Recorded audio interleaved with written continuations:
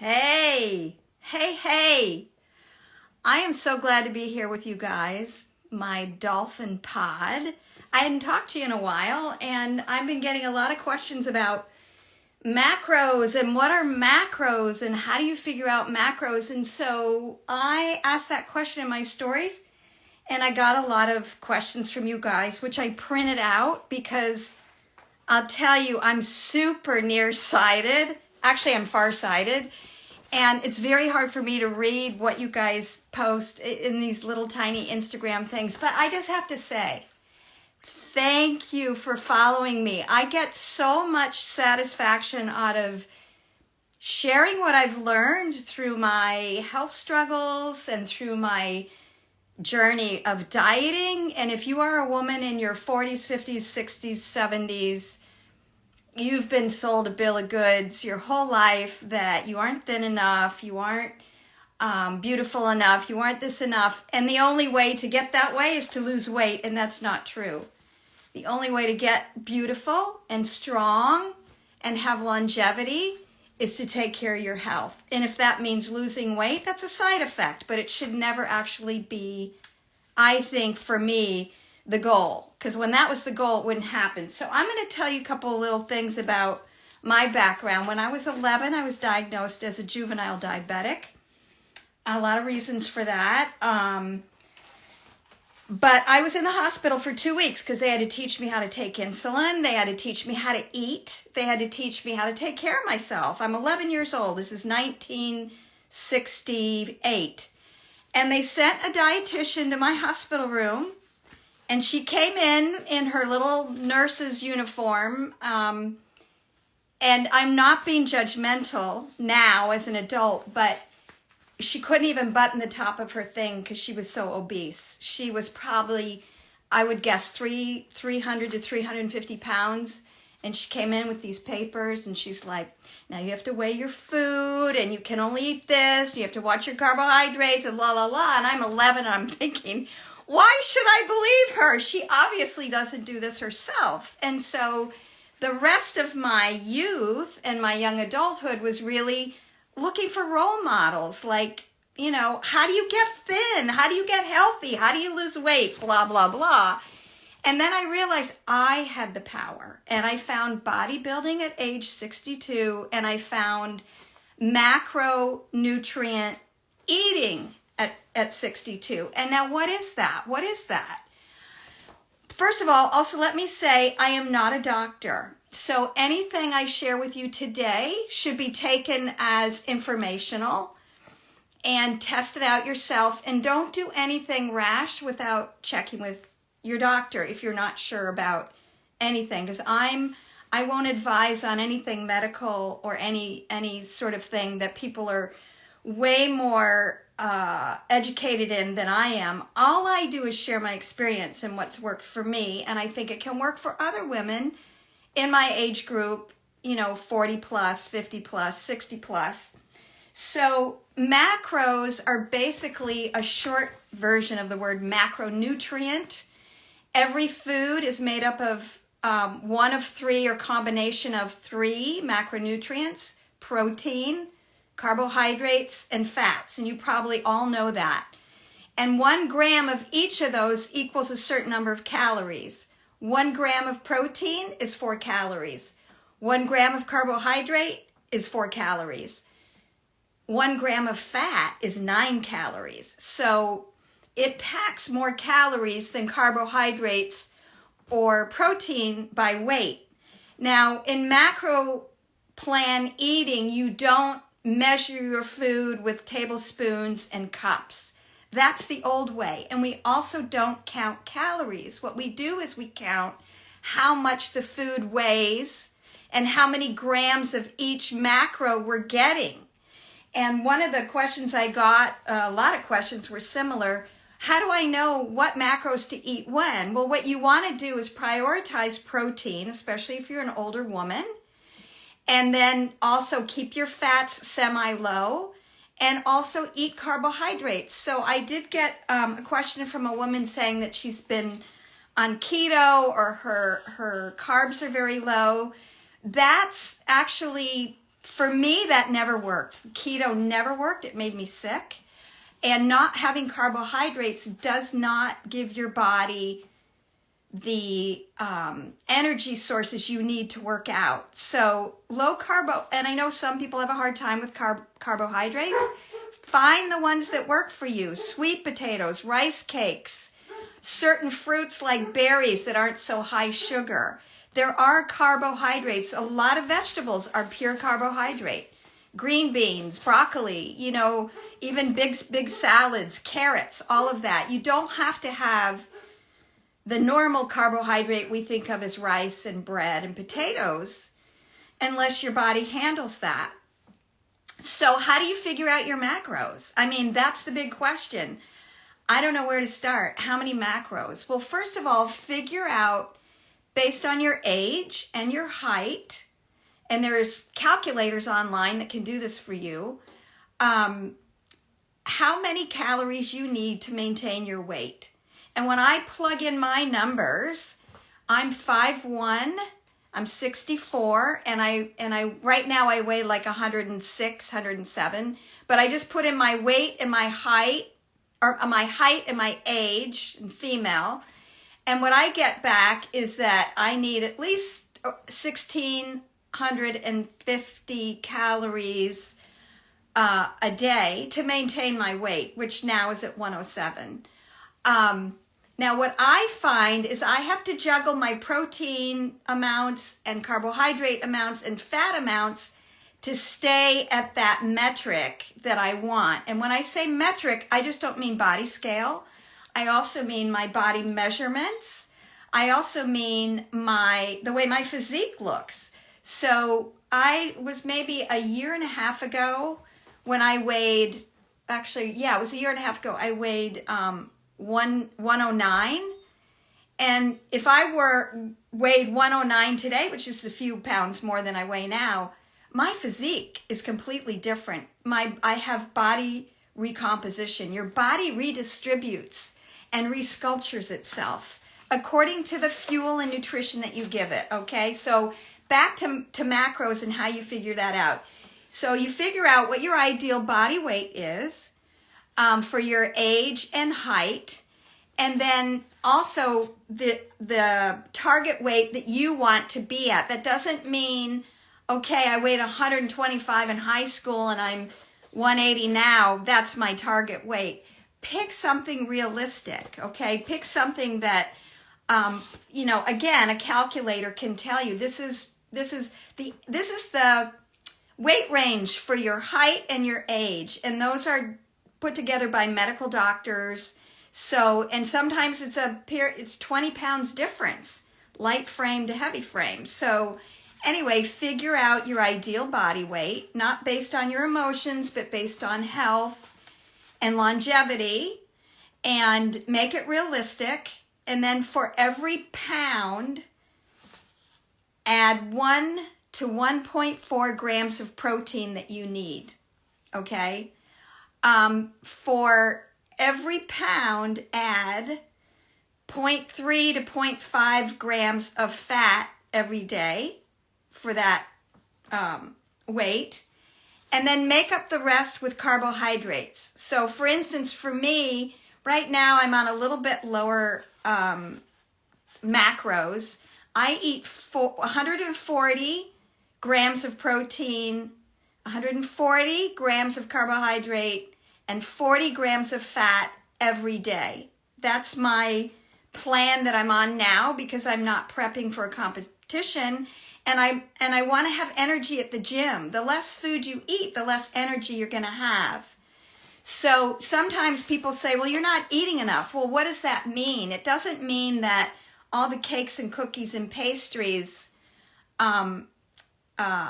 you need to eat more of those.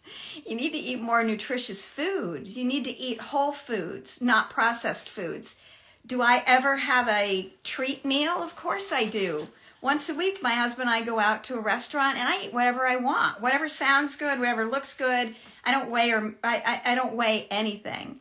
But if I'm really watching and I'm in contest prep, I'll take my food scale with me. So how do you break up those macros? So if I'm on 140 macros of protein, 140 macros of carb, and 50 of fat a day, I have a food scale. So I'll take, say, 100, I'll cut off a piece of salmon, I'll put it on my food scale, measure it in grams. Let's say it's 100 grams, okay? 100 grams of cooked salmon with nothing on it, broiled. You can look that up in an app like My Macros Plus, and it'll tell you not only how many protein grams are in 100 grams of salmon, but there's fat grams in there too, because salmon's very oily. So it's a combination of protein and fat grams. So I'll plug that into my daily tally on My Macros app, and it'll show me how much I've actually used up for the day. And I pre-planned this. I've got my meals pre-planned out for the next week, and I make sure that food is in the refrigerator and it's prepped. I don't go to the refrigerator and go, what am I going to eat today? I know exactly what I'm going to eat, and in fact, I have the same breakfast every single morning. And that breakfast involves protein, fat, and carbohydrates. So I have 2 pieces of whole wheat bread with butter, and then I take pasteurized egg whites, put it in the blender with frozen blueberries and a little stevia, and that is a really healthy breakfast. And then I go to the gym. Okay, so let's go back to how you break these macros up. So before a workout, you want your higher level of carbohydrates. You want to ingest those so that when you go to the gym or you do your cardio or your yoga or your brisk walk, that you've got energy. And after you have done your workout, you also have a post-workout meal where you replace the glycogen that your muscles released for energy. So usually in the morning, my pre-workout meal, I'll have 40 grams of carbohydrate. My post-workout meal, 40 grams of carbohydrate. And then my third meal, because I eat 5 times a day, bodybuilders eat all the time. My third meal will be 30 grams of carbohydrate. My fourth meal, 20. And my evening meal will just be 10. As my carb grams go down during the day, because I'm not as active as the day goes on, my fat carbs or my fat grams go up a little bit. So I start out at 6 and then 7.5, and then at night I end up with 10. But the total package of fat grams for that day is 40. Protein is very consistent. I have 28 grams of protein at every meal, and that's 5 meals. I start eating about, 7:30 in the morning. I go to the gym. I come back around 10:30, 11. I have my second meal with that 40 grams of carb, 28 grams of protein, and maybe 6 grams of fat. And you can make amazing meals with those kinds of grams, right? And you can use seasonings and herbs. It's not deprivation. Now, what I realized a little while ago is at night, I was getting hungry. I was like, my cravings are gone. And I do have a sweet tooth, but that's gone away too. But I was finding at night, I was hungry. So what I did was I increased my carbs by 25 grams per day. And that fixed it. So somehow my body was saying, you know what, you're not feeding me enough. We're working out a lot. We're doing all this stuff. I need more food. All of this, yes, is very regimented. Weighing food, counting grams, putting it in an app, tracking your food. And one of the questions I got is, isn't that restrictive? How can I be social and enjoy things with my friends? And it's like, sweetheart, my whole life has been restrictive. I was a diabetic till I was 34. I had to watch everything I ate. I had to match my exercise to what I ate, to my insulin shots. I was taking 6 insulin shots a day to try and regulate my blood sugar the way a normal body would. And I just couldn't do it. And as a result, I got all the diabetic complications. I started going blind. I had nerve damage, heart disease. My kidneys failed. You can't tell, right? You can't tell. And why is that? Because, I had the organ transplant.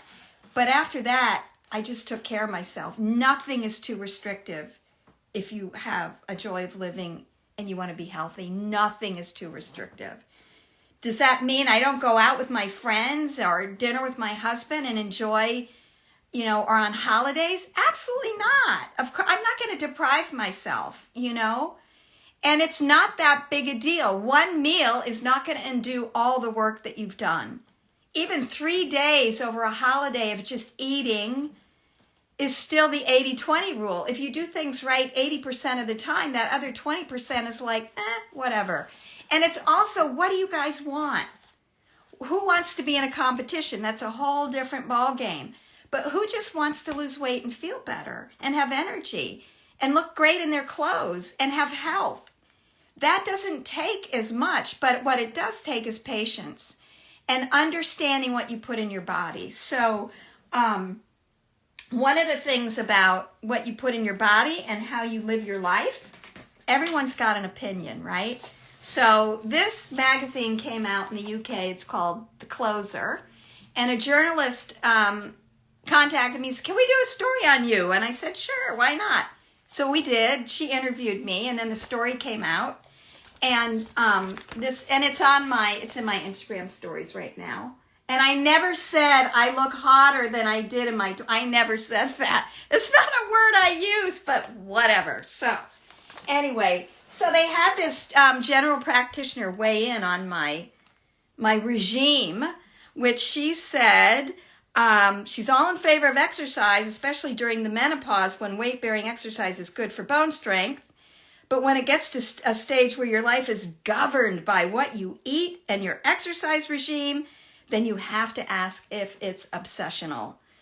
I wouldn't recommend Julia's regime without being under medical supervision, particularly at her age. I hate that phrase, at her age. In theory, many people of all ages could build up to this amount of exercise, follow a similar diet, but would they want to? Well, doctor, that is the question. Obviously, you wouldn't want to, but I didn't ask your opinion, and I'm not obsessive or restrictive. I feel so much more freedom in my life and my body and my health because I have made the decision to take care of myself. I am so grateful for my organ donor, Gina, who was 25 and died in a car accident. She gave me the gift of life. I would not have lived to be 40. I was 34 at the time. I was at death's door. So, dear doctor, don't tell me I'm being obsessive and restrictive. These are choices I made based on my life and my lifestyle. And you all have that freedom. Not everybody has to do what I'm doing. What I like to show is that it's possible. And even if you do 25% to improve your health, that makes me happy because, ladies, we are queen-agers. And what is a queen-ager?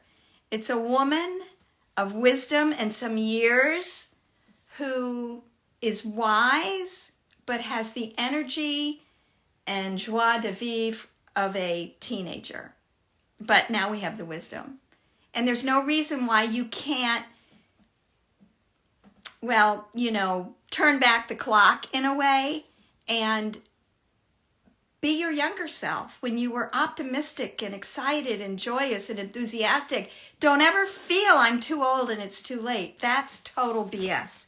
So let me go back to some more of your questions. Do you have a list of carbs, proteins, and fats in grams you work off of? Actually, no. But what I do is, you can actually just Google whole foods in those, categories, and you'll get a whole list.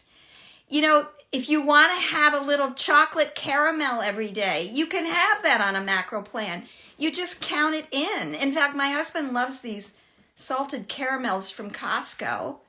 They're 70 calories each, and I know that only because I looked at the nutritional label and it told me how much protein, fat, and carb was in one of those.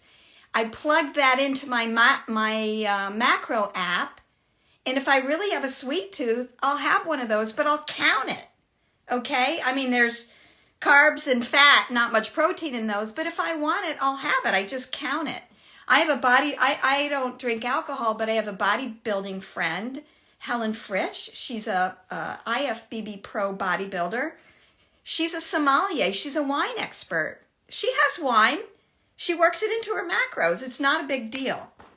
So, macros and menopause. Can tracking macros help with controlling weight? Is that? Yes, absolutely. Menopause doesn't last, ladies. I mean, I went through menopause, I think, in my 50s, and I had hot flashes and all of that kind of stuff. Menopause should not be an excuse for gaining weight. The reason we gain weight is because we're damn hungry, and we're craving, and we want sugar.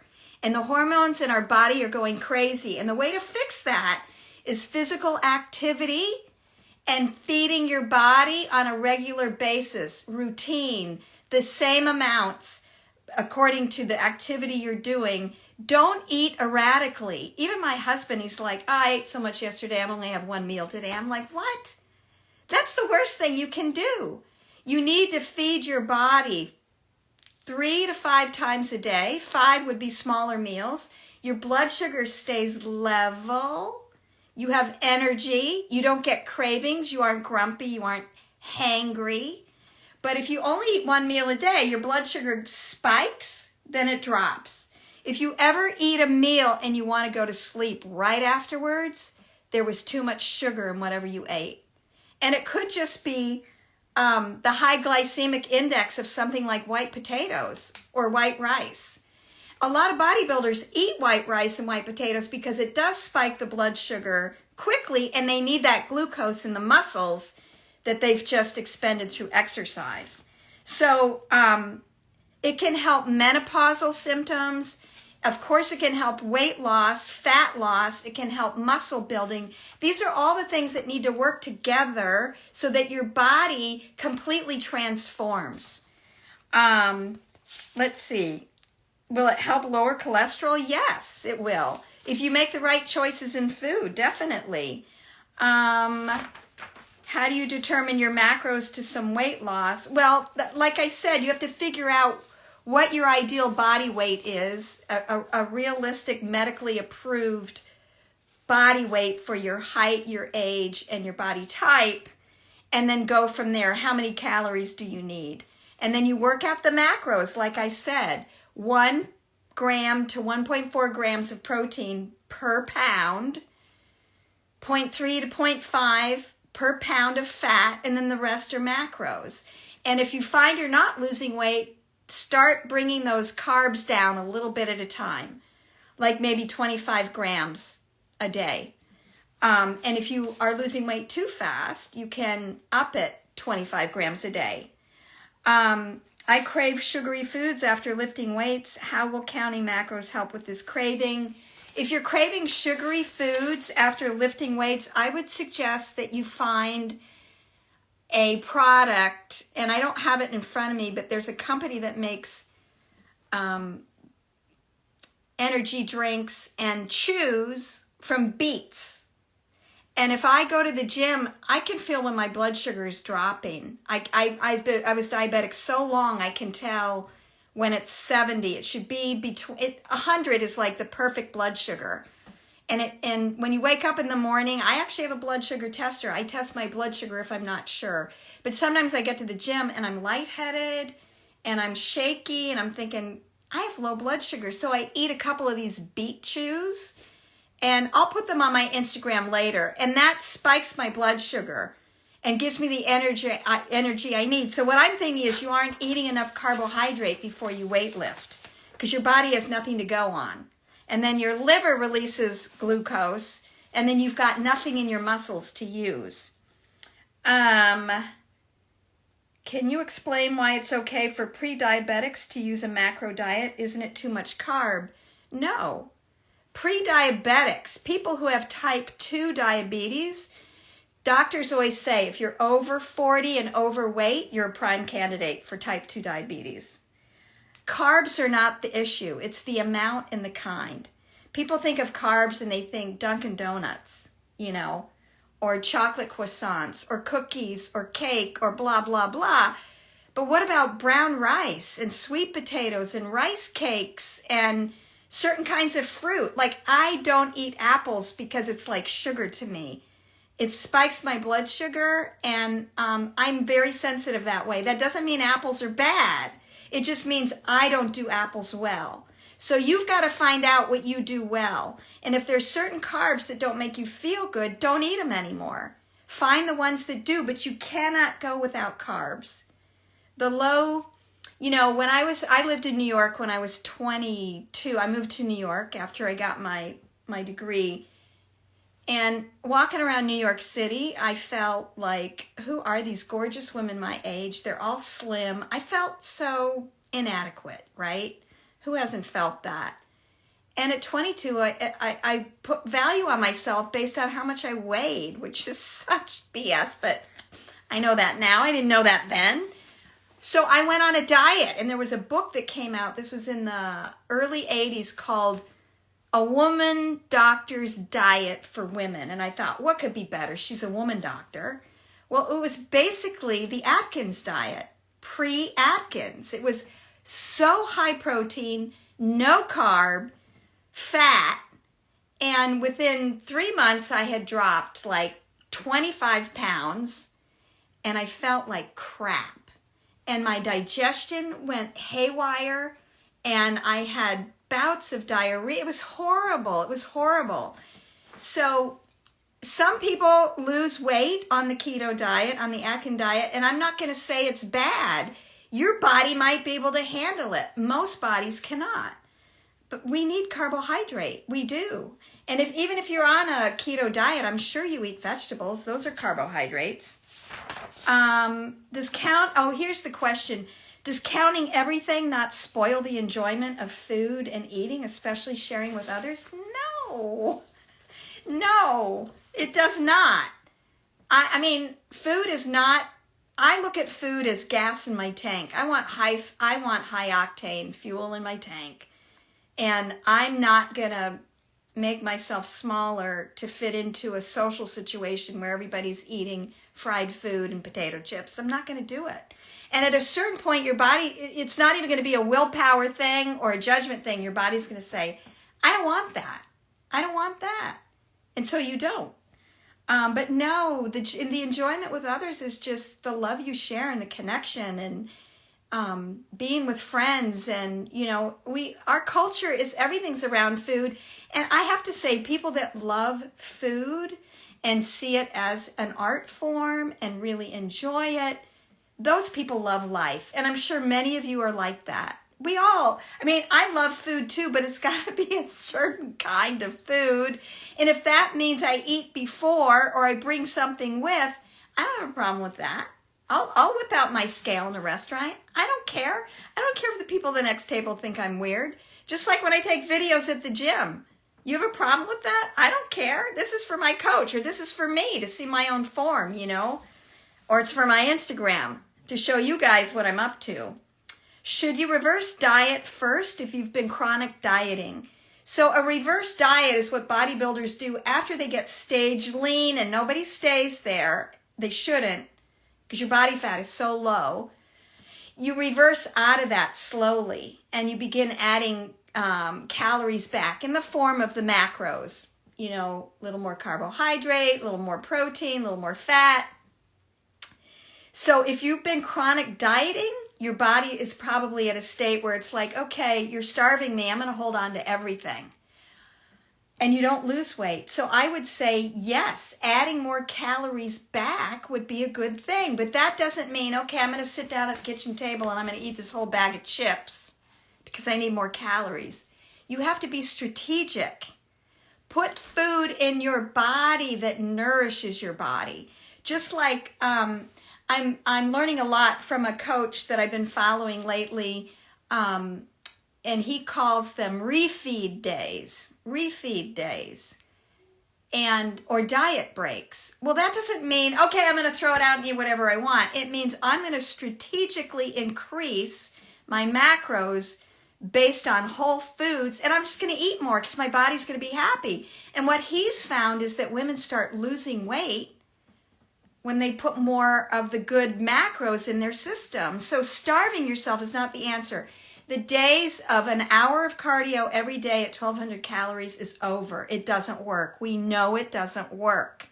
So don't do it. If you're doing it, yes, start strategically figuring out what your macros should be If you want, start with my formula, 140, 140, 40.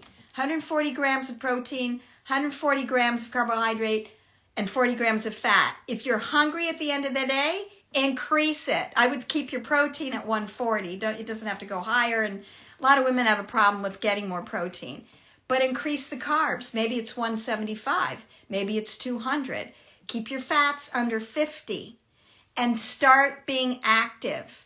Eat like that 5 meals a day. Get active.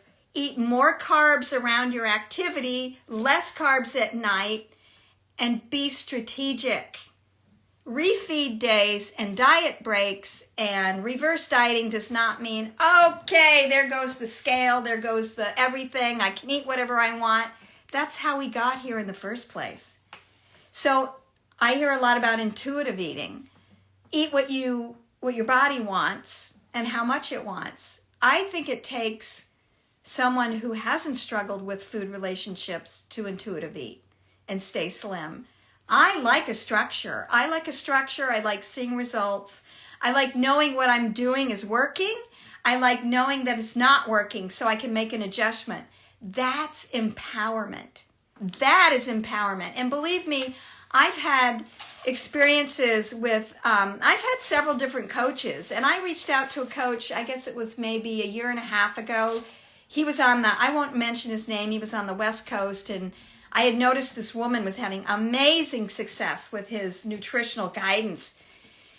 And so I reached out to him and he goes, I'll work with you. And, and I paid him my $250 and I got an email with a PDF of his rules of eating. And one of the rules was you need to be at 2,000 calories. You need to be eating. And I wrote him back and I said, I can't eat that much.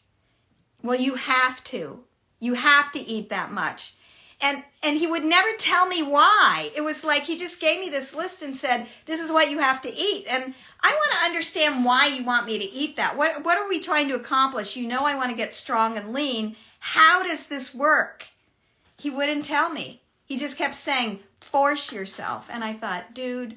And I emailed him back and I said, this isn't working out. Can I get a refund? And he's like, no. I gave you the plan, you didn't execute it. No, I don't give refunds. And I thought, all right, I just learned something big about how not to coach and how not to treat people. So the whole food thing is so individual and you can't just take someone else's advice. There's some basic principles, which I'm trying to share here, that work. And then you take who you are and you fit it to you. You don't fit yourself to what somebody else works for them. And I'm only suggesting you try mine just as a place to start. Just as a place to start. Or you might want to do your own calculations based on your weight and your age. Like maybe you need less protein. Well, actually I wouldn't go under 100 grams of protein a day. I'm usually between 120 and 140. My carbs are what I play with because I am sensitive to carbs. My fat never go above 50 except on, treat days or whatever. And I try to stay around 35 or 40. And you'll be amazed at how much great fat you can get out of that. It might be the fat in the salmon. It might be the butter that you scramble your eggs with. It might be the olive oil. It might be the avocado. There's so many great ways to get healthy fats and healthy carbs. Let me see. Vegetarians. How to eat for fat loss. I need to avoid fats and I'm vegetarian due to health issues. So that's a journey of one. You've got to figure out what works for you. There's, certainly I'm sure, food combining rice and beans provide a lot of protein. Certain kinds of foods have a lot of protein in them. So you've got to research. You've got to educate yourself. There's not an easy answer to that because I'm not sure what a person's goals are or where they are now with their weight. But that's kind of the fun. That's your empowerment. You get to find out, how can I make this work? And the first step, of course, is to ask people.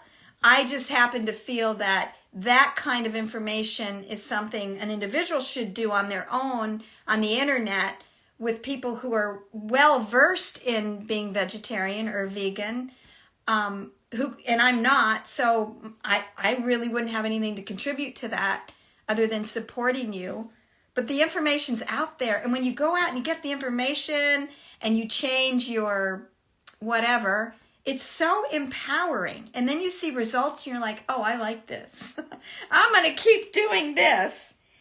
Okay, let's see. How do you satisfy your sweet tooth?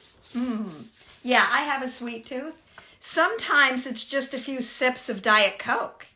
And I know there's some food purists out there who are like, what? Diet Coke? It's full of chemicals. Stay in your lane. I like Diet Coke once in a while. I also use stevia, which is an herbal sweetener. And like I said, every once in a while, if I want that chocolate-covered caramel that my husband has in the freezer, I'll make room for it in my macro plan. But what I found is when I started feeding my body nutrition and bodybuilding and working out strategically, day in and day out, repetitive, positive actions, cravings gone. You know what else was gone? Anxiety around social situations where there's food. Holidays, vacations used to make me so nervous. What if I can't get what I need? That's gone. I feel so empowered because, and it took years. I mean, I started in April 2019. I entered an online fitness challenge. I won, and I thought, wow, this is amazing. And I was nowhere near where I am now. I weighed like, I don't know, 100 and, what was it? Took me 4 months to lose 10 pounds. But I felt amazing. A lot of people ask me, when did you start seeing results? And the question shouldn't be seeing results. When did you start feeling results? From day one, I started feeling results because I made up my mind, I'm going to do this. I saw this slim, strong, lean woman inside, and boom. That's what I call the nanosecond mind shift. I was her. And it just took a matter of time for it to manifest. And I forgot about time. I just kept at it. And now going to the gym and eating like I do is just as normal as getting up in the morning and brushing my teeth. It's just habit. It's habitual. It's what I do. Do I feel like brushing my teeth? Am I too tired to brush my teeth? I don't feel like brushing my teeth. We never do that, right? So it's the same thing. You reprogram yourself. And what comes with that is an inner transformation. But you've got to feed your body. I have a friend that I spent some time with in August, and she's my age, and we were staying in the same place. So we were, eating together every day, and she would have 2 meals a day, pick at her food, say she felt so bloated and overweight, and she was probably 30, 40 pounds overweight, eating nothing.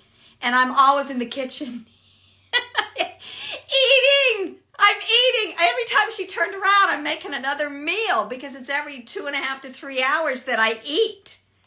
She couldn't figure it out. And of course, she got inspired and she did figure it out. You can't eat erratically and you can't eat a small amount of calories. Your metabolism, your ability to burn calories, your insulin sensitivity, it all gets affected and everything stops. It just stops. The other thing about macro eating that's part of the mystery, I think, of that once you get on that train ride, what happens is it just becomes normal. Your body begins to feel great and be fed, and you end up eating more food calorie-wise than before you even started, because now your body knows what to do with it and how to use it. But you have to pair it with exercise, physical activity. If you don't want to weight lift, you don't have to. What you can do is power walk every day. And if you've got bad hips or arthritis or whatever, start with your mindset. Don't tell yourself I can't do this. Don't tell yourself I'm too old. Don't tell yourself it's too late Tell yourself, I'm strong, I can do this. See it in your mind, because when you see it in your mind, your body responds. Your body obeys your mind. And your spirit just kind of hangs out and goes, I'll be here when you're ready, because I know all. You know, there's a part of us that knows everything. And that's a part to tap into as well. We all have that, what my grandmother used to call the still small voice within. Some people might call it your conscience or your soul or your higher self, but there's a part of you that knows what's right and what's wrong for you. And that's why you've got to forge your own path, figure out what works for you, and go after it. Go after it. That is really, you know, I'm not a coach right now, and I'm hoping to maybe coach next summer.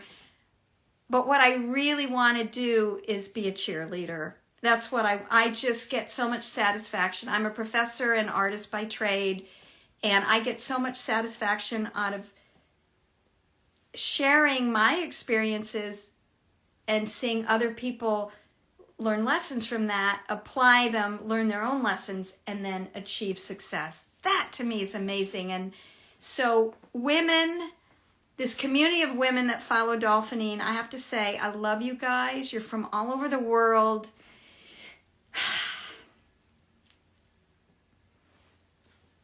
You make me cry. Your messages make me cry. Sorry. Let me see if I can find another question on here. But anyway, I'm so touched by the stories people tell me, and it's just amazing that we can share this way. And so I'm not making money from any of this. That's not my interest. That's not my goal. I just want to give back because I've been given so much. I've been, you know, I got a second chance at life. Actually, I've had two. I've had 2 near-death experiences, and to be in a body that works is a privilege. And just because you're 50, 60, 70, 80 doesn't mean your body can't work. Make it work. Make it work. All right, so hold on. Everything.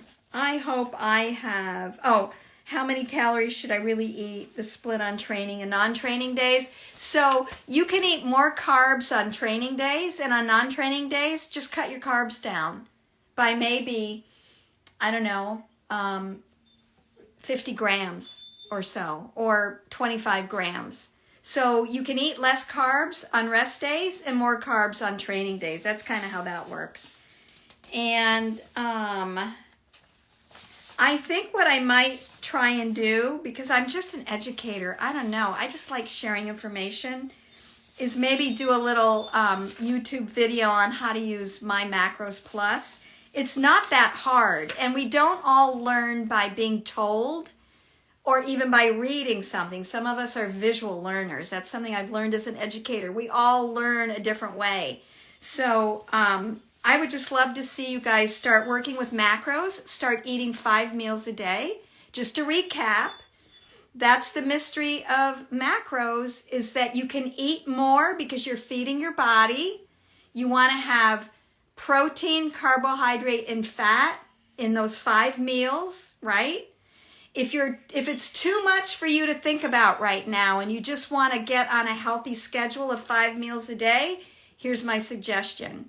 Still eat 5 meals a day, spread out 2.5 to 3 hours. This will help you get used to the rhythm of non-erratic eating.